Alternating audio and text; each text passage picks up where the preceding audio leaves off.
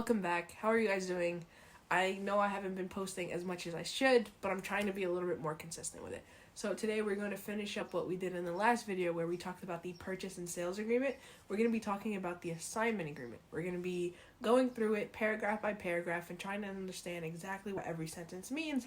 That way, when you're dealing with the investor, you know exactly what your contract says. And even if you're not using the contracts that I have linked in my bio, you can use any other contracts. They all have the same verbatim when it comes to the wording.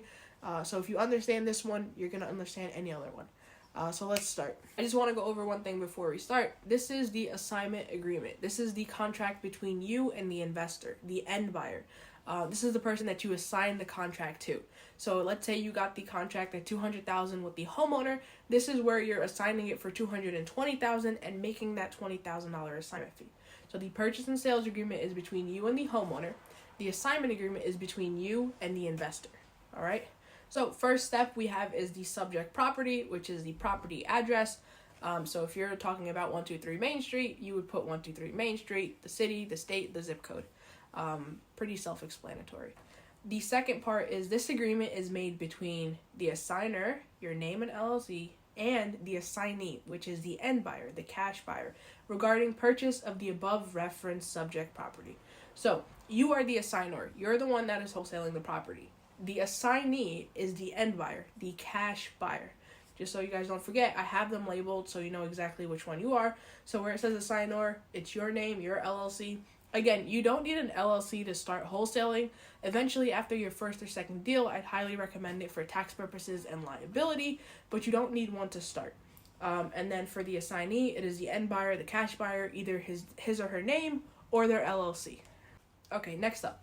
Whereas your name or LLC, which is the buyer, has entered into a purchase and sales agreement with the homeowner, the seller, for the purchase of subject property, and whereas buyer wishes to assign its rights, interests, and obligations in the purchase and sales agreement, it is hereby agreed between assignor and assignee as follows.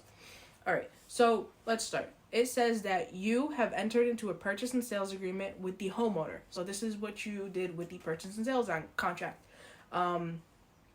And you wish to assign your rights, your obligations, exactly what you have on the purchase and sales agreement. You are granting them, the end buyer, the rights to what you agreed to with the homeowner. I know it's a little confusing, but whatever you agree to in the purchase and sales agreement with the seller, you are assigning all of those to the end buyer, the investor. That's exactly what it means. It's a bunch of words, but that's all it means. All right, number one, the assignee. So the assignee is the end buyer, the cash buyer, shall pay the assignor, which is you, a non-refundable assignment fee of the difference between the original contract between you and the sellers and the assignee's purchase price. Assignee's purchase price for the subject property is $230,000, not including closing costs, which assignee is responsible for. So let's go over it. So assignee, so the end buyer, will offer you a non-refundable assignment fee with the difference. So if we got it for $200,000 on the purchase and sales agreement, and it is here at the subject property for $230,000, that $30,000 assignment fee is non-refundable and given to you, right? And it does not include the closing costs. The assignee, the end buyer, the investor is going to cover the closing costs, but we don't have to have that on the contract itself. So we don't know exactly the percentage that it's going to be until we're at title to know exactly what the closing costs are going to be. So this is important. Listen up. $1,000 non-refundable earnest money shall be due by the date in the form of a certified check or bank wire and delivered to the closing title company, Sterling Title Agency. The non-refundable earnest money shall be refundable only if you and or the seller cannot perform. So this is important. Why? The reason we ask for the investor to give us a non-refundable deposit is so that they have skin in the game. That way they're not wasting time. They send the non-refundable deposit as a wire transfer or cashier's check to the title company. They don't send it to you. They send it to the title company. It's held in escrow until closing. If you guys end up closing, that $1,000 ends up being used in the transaction itself. You don't get an extra $1,000 on top of your assignment fee. If you guys don't end up closing, if the end buyer ends up changing their mind or doesn't want to go through with the deal, you keep that $1,000. It's all yours to keep because it's non-refundable. Title will send it back to you. So in the last sentence, we wrote that the deposit is refundable if the seller or you can't perform. The reason we do this is, let's say we ran a title search and there's liens and taxes that the homeowner wasn't aware of. So that changes the whole entire offer price for you and the homeowner. Now you want to offer them a bit less, or they owe a little bit more on the property. Now we have to reevaluate everything in a sense. Another thing is, when you're running that title search, what if the homeowner isn't who they say they are? What if they're not the only person that owns the property? What if it was inherited and there's a brother or sister out there that also has ownership of the home? So you never know what can happen in transactions. So we keep this open in safety for you. In the purchase and sales agreement, you can always walk away. And for the investor, they don't lose their money on something that we can't control. I hope that makes sense. I know it gets a little confusing sometimes.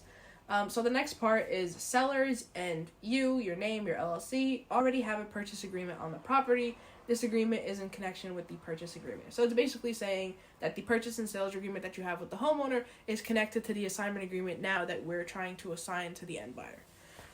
Let's go to the next part. Number 2, additional terms and conditions of this assignment are as follows. A, this assignment contract is non-assignable without the express written consent of the assignor. You. No changes to the purchase contract can be made without written consent of you, your name, your LLC.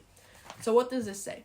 Pretty self-explanatory. You cannot assign this contract to someone else without my permission, right? Without your permission. So let's say the investor ends up being another wholesaler that just wants to assign it to someone else for more. They can't do that without your permission to do so. All right, let's read the next one. Disclosures and acknowledgements. Assignor, which is you, and affiliated associates, so anyone else that you have involved, make no warranty expressed or implied regarding inspection reports or other reports provided to assignee by assignor or third parties concerning this property. I know this is a lot of mumbo jumbo, but I'll explain. Let's say that the homeowner lets you know that the property does not have an oil tank, right? That's a big one. And then the investor ends up doing their due diligence, does an oil tank sweep, and finds an oil tank. Let's say they want to walk away with the deal because of that. They can't.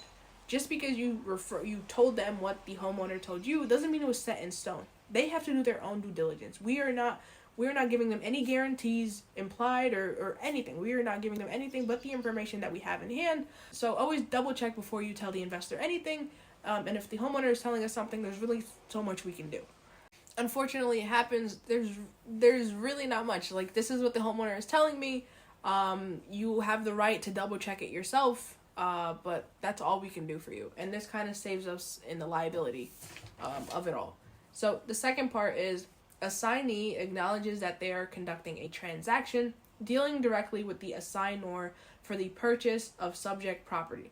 Assignee is not relying upon or being represented by a real estate brokerage in this transaction.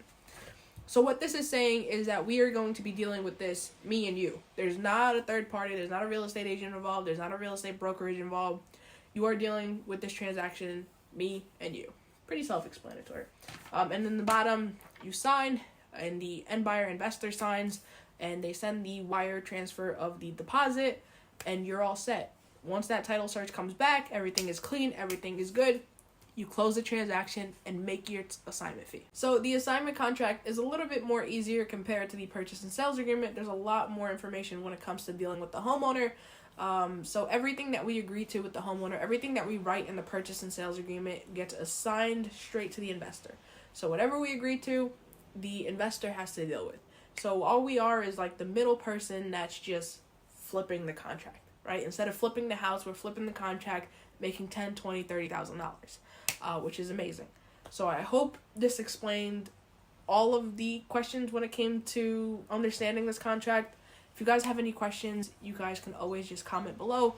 I'll try to answer as much as I can. You guys can always reach out to me on Instagram. But thank you guys for watching. I hope this explained everything. And I'll try to be more consistent with the videos. But thank you guys again for watching. Don't forget to like, subscribe. So.